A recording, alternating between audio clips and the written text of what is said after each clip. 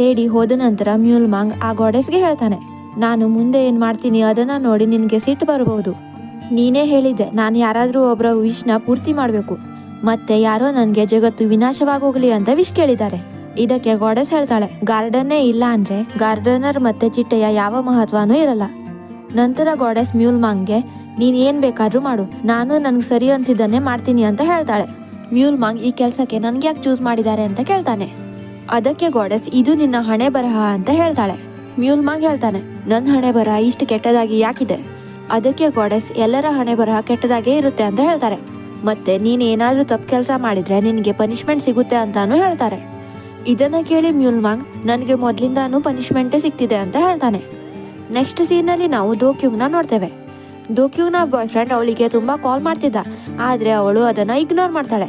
ಅದಕ್ಕೆ ಅವನು ದೋಕ್ಯೂಗ್ನ ಆಫೀಸ್ನ ಫೋಟೋ ಕಳಿಸ್ತಾನೆ. ಅಂದ್ರೆ ಅವನು ಈಗ ಆಫೀಸ್ ಹತ್ರ ಇದ್ದಾನೆ.